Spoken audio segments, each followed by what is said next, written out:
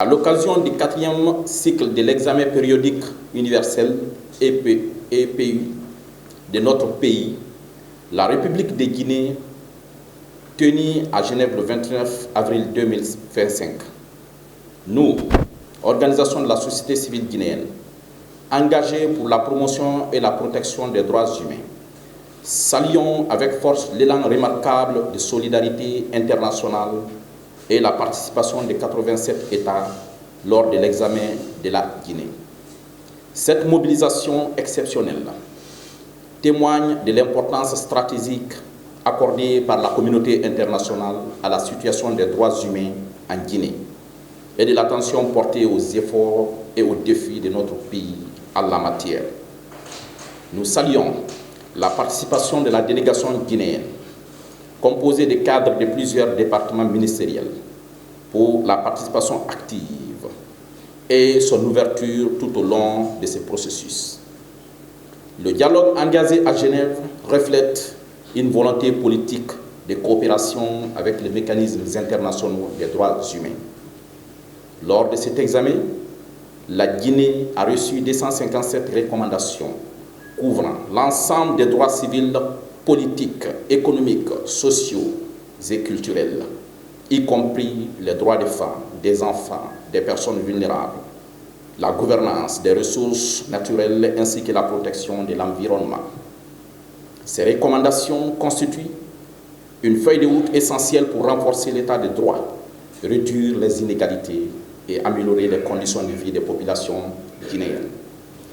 Parmi les priorités exprimées figurent la lutte contre les disparitions forcées et l'amélioration des conditions carcérales, garantir la liberté de la presse, la liberté d'expression et le pluralisme politique.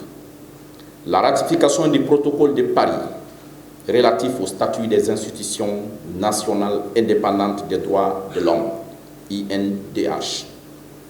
La diligence des enquêtes sur les cas de violation des droits humains dans les délais raisonnables afin de permettre aux victimes d'obtenir justice et réparation ainsi que mettre un halt contre l'impunité.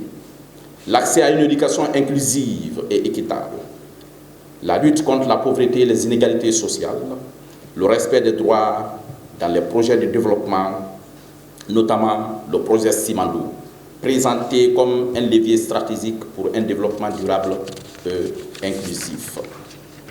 Nous saluons les efforts déployés par l'État guinéen, notamment la soumission du rapport national dans les délais, la participation au dialogue interactif et la collaboration avec la société civile.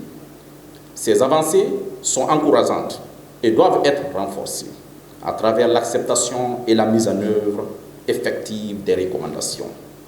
Nous appelons et encourageons l'État guinéen à accepter sans réserve les 257 recommandations adressées à la Guinée lors de la session de l'EPU et à les traduire en actions prioritaires d'ici 2030. Cependant, nous insistons sur le fait que l'acceptation des recommandations ne saurait suffire. Leur mise en œuvre requiert une volonté politique réelle, axée sur l'élaboration et l'adoption d'un plan national de mise en œuvre doté de ressources adéquates et d'indicateurs mesurables, la création d'un mécanisme de suivi transparent et inclusif intégrant la participation active des organisations de la société civile, des partenaires techniques et des citoyens. La priorisation effective de ces recommandations au sein des politiques publiques en tenant compte des réalités locales. Nous appelons à une vigilance citoyenne accrue et à une concertation permanente entre les institutions publiques, les acteurs de la société civile et autres parties prenantes. Le respect des droits humains n'est pas seulement une exigence juridique, il est aussi le socle d'un développement durable, équitable et pacifique. Nous soulignons l'importance cruciale de la prise en compte des droits humains dans les projets et programmes de développement. Celui de Simandou doit devenir un modèle de respect des droits humains à travers la transparence dans la gestion des ressources et des documents contractuels, conformément aux dispositions légales en la matière, la protection des droits des communautés locales, l'accès équitable à l'emploi pour les jeunes, les femmes et les personnes handicapées, la préservation rigoureuse de l'environnement.